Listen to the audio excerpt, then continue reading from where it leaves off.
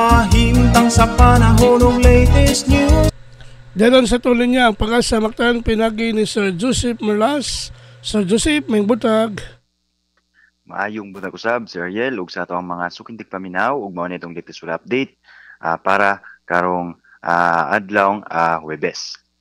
Ang amihan o northeast monsoon na ipagkusugan ng iyahang intensity o karon nakaapekto na sa tibuok Luzon area.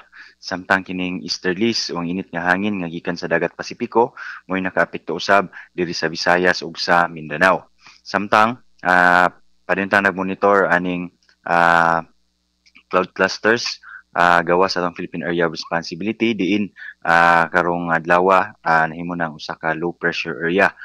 As of alas 3 sa kadlawon nahimutang ning maong LPA diha sa 1,865 kilometers silangang bahin sa southeastern Mindanao. Coordinates 4.0 degrees north, 142.2 degrees east.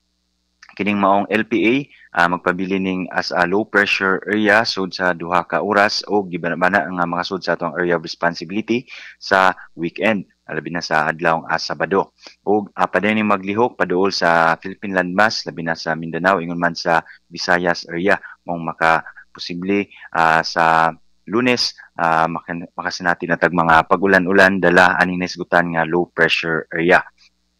Ug pa karon tod kay layo pa ni sa kayutaan wala pa ni direktang epekto, wala pa ni epekto sa bisan nasang bahin sa ato ang nasod. Maong karong adlawng Huwebes even ngadto na sa adlawng Sabado ang tibuok Kabisayaan lakip ng probinsya sa Sugbo generally fair weather condition gihapon ato ang masinati kasarangan og nagayon init nga tempo sa panahon. Ug pipila lang posibleng makasinati og mga pagulan kung naaman isolated og mga lumalabay na mga pag-ulan.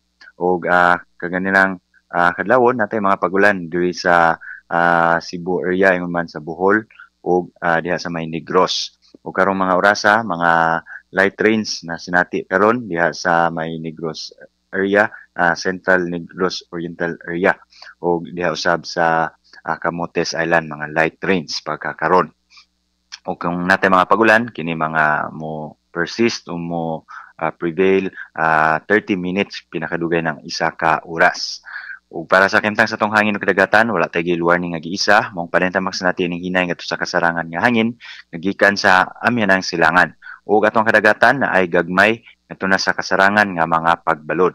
Sa Cebu atong dagat mo hunas ni sa alas 6:26 sa kadlawon nga nagimabon nga negative 0.4 meters.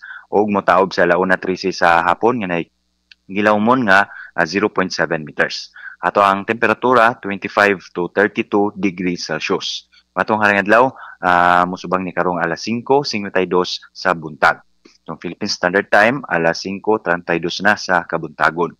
Ug mo natong latest diri sa botan sa Pag-asa Mactan, Visayas del Oeste, si Joseph Merlas, maayong buntag. Salamat kay Sir Joseph, mayong adlawng Huwebes. Sir, okay, good morning, bye-bye.